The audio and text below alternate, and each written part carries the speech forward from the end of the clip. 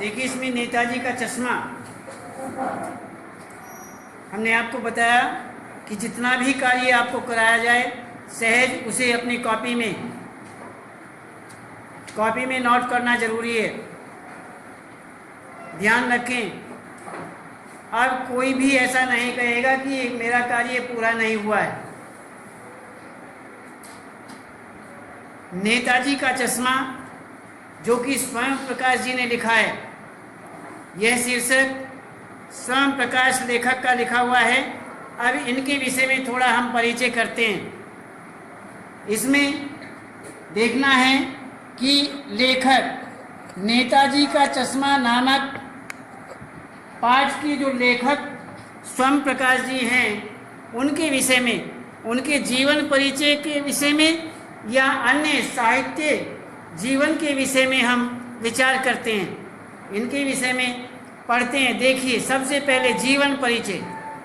समकालीन कहानी में महत्वपूर्ण स्थान रखने वाले, महत्वपूर्ण श्रेष्ठ स्थान रखने वाले जो कहानीकार स्वयं प्रकाश जी हैं, उनका जन्म 1947 में, कहते हैं कि 1947 में इंदौर, जो कि मध्य प्रदेश में पड़ता है, ये इंदौर जो है मध्य प्रदेश में है, इंदौर मध्य प्रदेश में हुआ।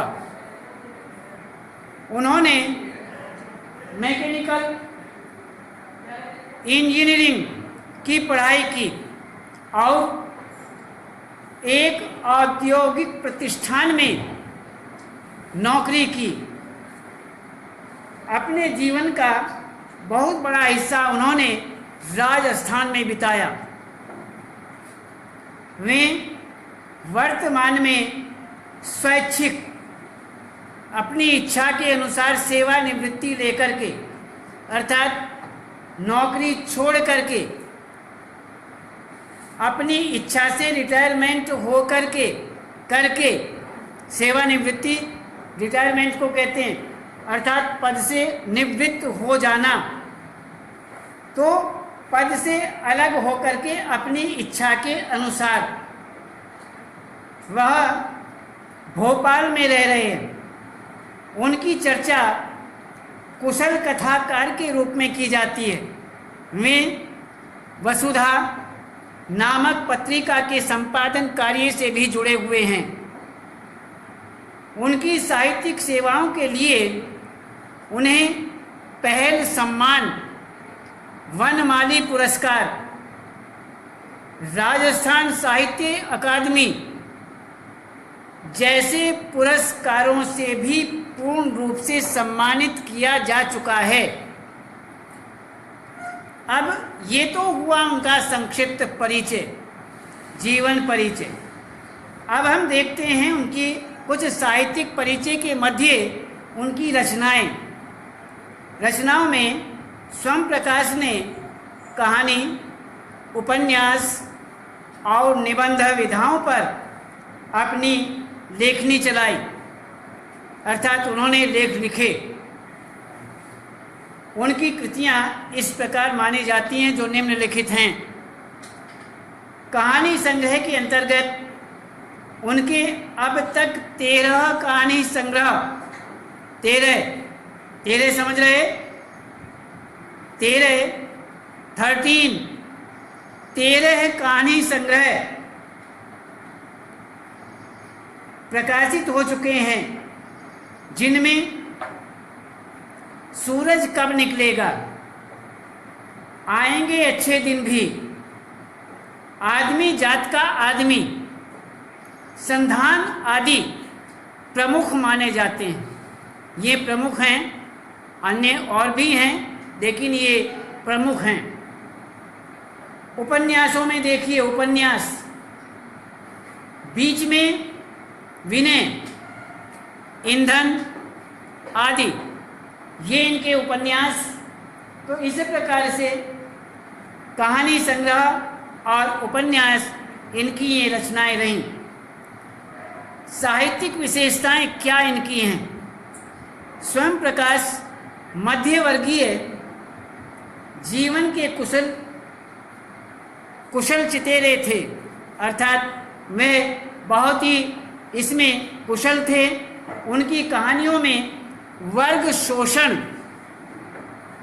आप किस वर्ग के हैं, किस जाति के हैं, वर्ग अर्थात यहाँ पर समाज के अंदर 4 वर्ग दिए गए थे। एक स्वर्ण वर्ण, जिसमें ब्राह्मण, राजपूत नहीं, जिसमें ब्राह्मण वर्ण, स्वर्ण वर्ण, अलग से एक वर्ण लगाया गया स्वर्ण वर्ण, और उसके बाद एक अक्षत्रिय वर्ण, एक वैश्य और शूद्र। 4 वर्णों के अंतर्गत ये समाज बांटा हुआ था। 4 वर्ण, ब्राह्मण, क्षत्रिय और वैश्य और शूद्र, अलग अलग। इसमें सबसे पहला जो वर्ण है उसमें ब्राह्मण आते थे, दूसरे में अक्षत्रिय आते थे, तीसरे में वैश्य, वणिक, बनिए जिन्हें बोलते हैं वह आते थे, और चौथे में अन्यत्र सभी आते थे। जो भी बाकी रह गए सो सभी उसके अंदर थे। तो अलग अलग स्थितियां थी, तो वर्णों में समाज को बांटा हुआ था।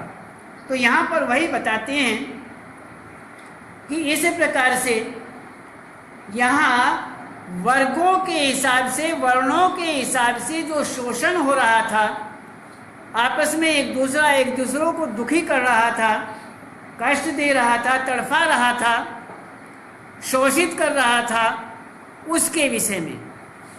तो उसके विषय में क्या, उनके विरुद्ध चेतना जागी, उनके विरुद्ध उन्होंने लेख लिखे। उनके लेखन में हमारे सामाजिक जीवन में जाति, संप्रदाय, जाति, अन्य जातियाँ, कौन कौन सी जातियाँ हैं, हिंदू धर्म के अंदर बहुत ही जातियाँ हैं, अन्य सभी धर्मों में जातियाँ होती हैं। ये केवल हिंदू धर्म में ही जातियाँ नहीं हैं, हर धर्म में जाति बनी हुई है, अलग अलग। ये इस जाति का है, ये इस जाति का, ये इस जाति का। तो हिंदू धर्म में भी हैं और मुस्लिम धर्म में भी हैं। संप्रदाय, मुस्लिम, वो संप्रदाय जो कहते हैं, धर्म को कहते हैं, उसमें कोई भी धर्म आ सकता है, हिंदू, मुस्लिम, सिख, ईसाई आदि आदि सभी धर्म आते हैं। तो कहते हैं कि इसमें सामाजिक जीवन में जातियां, संप्रदाय और लिंग के आधार पर, लिंग में स्त्री पुरुष आदि वे आते हैं, और अन्य इनके आधार पर जो समाज के अंदर विरोध हो रहा था, खिलाफत हो रही थी, शोषण हो रहा था, भेदभाव पैदा हो रहे थे, उनके प्रति इन्होंने आवाज़ उठाई। इस प्रकार से इनका जो साहित्य है, उस साहित्य में इस प्रकार की, स्वयं प्रकाश जी के साहित्य में ये विशेषताएं रही। इन्होंने इन सब का विरोध किया, जाति विरोध किया, धर्म विरोध किया, नारी के प्रति अपनी आवाज़ उठाई। तो ये सारी की सारी आवाज़ें इन्होंने अपने लेख के द्वारा, वैसे नहीं, अपना लेख समाज के अंदर भेज करके, यदि समाज को हम परिवर्तित कर सकते हैं, बदल सकते हैं, तो केवल साहित्यकार अपने लेख के द्वारा परिवर्तन कर सकता है, उसे बदल सकता है। ये सबसे बड़ा साहित्यकार का एक हथियार होता है, शस्त्र होता है कि वो अपना लेख लिखेगा और समाज के अंदर उसे भेज देगा, और उसमें समाज उसे सभी पढ़ेंगे, और पढ़ कर के उनके मस्तिष्कों में परिवर्तन आएगा। धीरे धीरे धीरे धीरे करते हुए उनमें बदलाव पैदा होना शुरू हो जाएगा, और एक समय आएगा कि पूर्ण रूप से उनके अंदर बदलाव हो जाएगा। ये सबसे बड़ा शस्त्र होता है साहित्यकारों का, और वही इन्होंने किया। अब देखते हैं इनकी भाषा शैली। भाषा शैली में उनकी भाषा आम बोलचाल की खड़ी भाषा थी। आम बोलचाल की जो भाषा होती है वह सामान्य भाषा, वार्तालाप की बोलचाल की जो भाषा है, आपस में बातचीत करते हैं, बातचीत करने की जो भाषा है वही हमारी बोलचाल की भाषा है, और अन्य इसी को हम अच्छी मानते हैं। जिसमें हम आपस में बातें कर सकें उससे अच्छी हमारे लिए और कौन सी होगी। बहुत तेरे इंग्लिश में बातें करते हैं, उनके लिए इंग्लिश अच्छी है। बहुत तेरे उर्दू भाषा में बात करते हैं, उनके लिए उर्दू भाषा अच्छी है। अन्य कोई भी भाषा क्यों न हो जिसमें आमने सामने वाले वार्तालाप कर सकें और आपस में समझ सकें, वह भाषा श्रेष्ठ मानी जाती है, अच्छी मानी जाती है। इसलिए उसके लिए, उन दोनों के लिए जो आपस में बातें कर सकें या आपस में एक दूसरे की बातें समझ सकें, उनके लिए वही भाषा अच्छी होती है। तो वही यहाँ पर उनकी भाषा आम बोलचाल की भाषा रही, जिस भाषा के अंतर्गत तत्सम शब्दों का प्रयोग, तद्भव शब्दों का प्रयोग, देशज शब्दों का प्रयोग, तत्सम, तद्भव, देशज आदि जो भी शब्द आते हैं वो आप सब पढ़ चुके हैं। आपको मालूम है कि तत्सम किसे कहते हैं, तद्भव किसे कहते हैं, देशज किसे कहते हैं। ये सारे के सारे शब्दों की व्याख्या आप जानते हैं। इसलिए ये संक्षेप में आपको कह दिया जाता है कि तत्सम, तद्भव, देशज, विदेशज, विदेशज भी होता है इसमें। इन सभी भाषाओं का विशेष रूप से इन्होंने प्रयोग किया। तो साथ साथ आगत, अभी जो हमने बोला था विदेशज और आगत इक्वल हैं, दोनों एक माने जाते हैं। आगत अर्थात दूसरे देशों से शब्द आए हुए, भाषा आई हुई, या विदेशज अर्थात विदेशों से आई हुई कोई भी भाषा, कोई भी शब्द।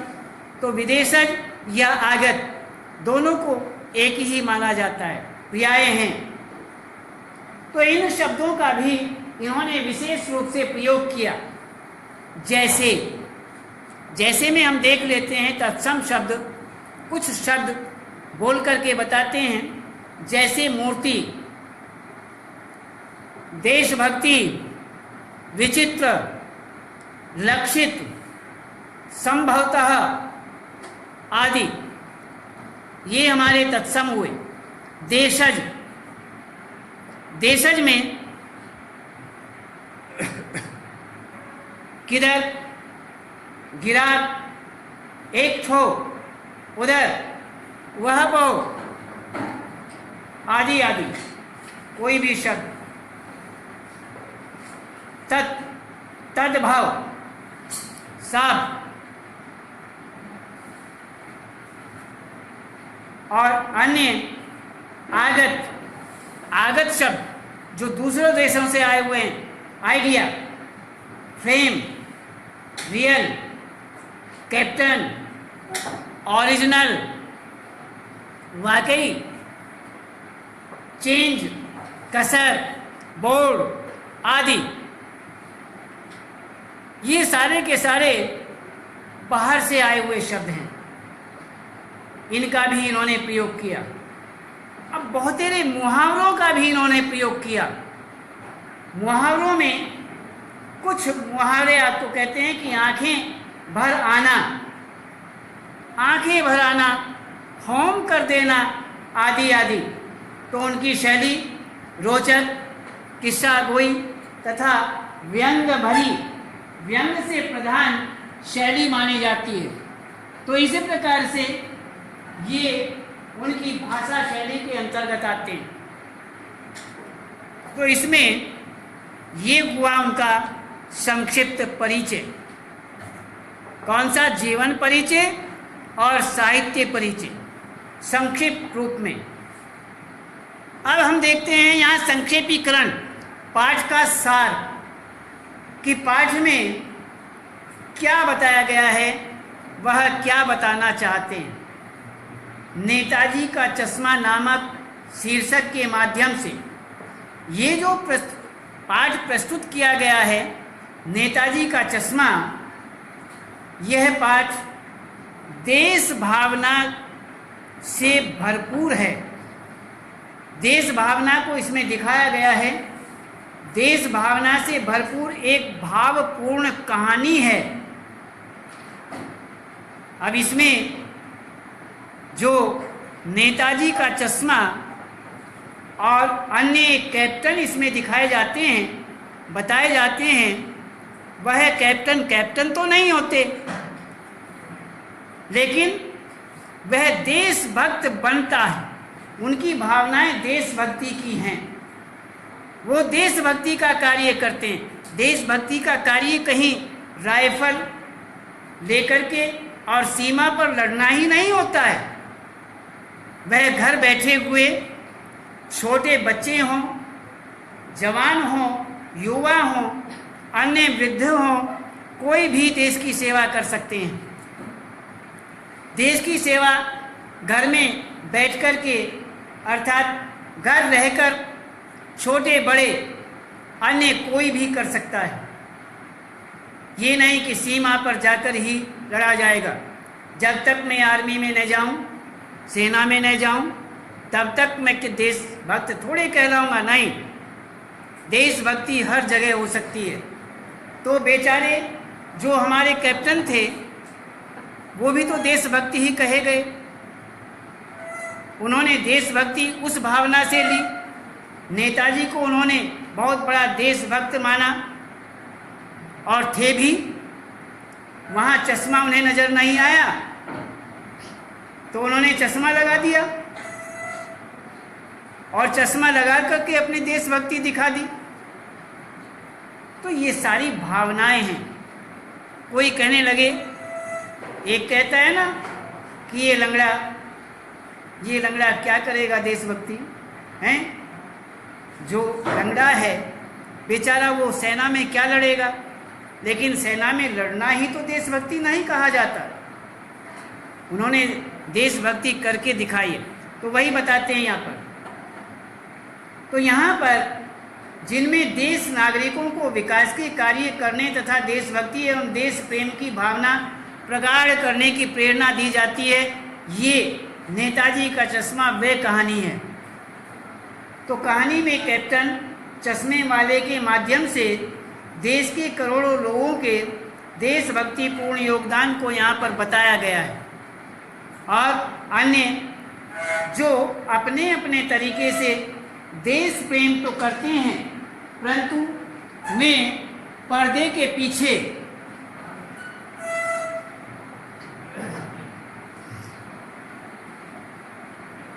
पीछे रह जाते हैं। बहुतेरे क्या हैं, नेता बन जाते हैं, देशभक्ति के लिए ढोल पीटते हैं, बड़े बड़े जलसे करते हैं, पार्टियां करते हैं, प्रचार प्रसार करते हैं। और बहुतेरे बेचारे ऐसे देशभक्त होते हैं कि कोई प्रचार प्रसार नहीं करते हैं, डट करके मन से देशभक्ति करते हैं और उनका नाम लेने वाला भी कोई नहीं होता है। कोई जानता भी नहीं कि ये देशभक्त हैं।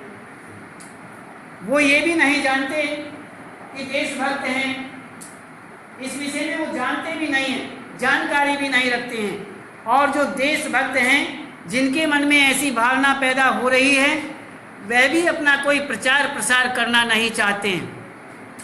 वह भी नहीं चाहते कि मेरा प्रचार प्रसार हो, मुझे दुनिया देशभक्त कहे, वह भी नहीं चाहते हैं। तो इस बात को देखते हुए यहाँ पर कहानी के अनुसार केवल बड़ों में ही नहीं, बल्कि बच्चों अर्थात आने वाली छोटी छोटी पीढ़ी में भी देश प्रेम तथा देशभक्ति की भावना भरी हुई है, परंतु उसे प्रदर्शित करने का उनका अपना अपना अलग अलग अंदाज होता है, उनका तरीका अलग अलग होता है।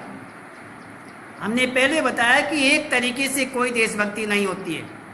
सारे के सारे हम जाकर के देश भक्ति के लिए सेना में भर्ती हो जाएं और तब हमारी सबकी देशभक्ति मानी जाएगी? नहीं। हम देश में रहते हैं, हमारा देश है, हम सबका देश है, हम सब देश के लिए करना चाहते हैं। हम अलग अलग तरीके से अपनी देशभक्ति करते हैं।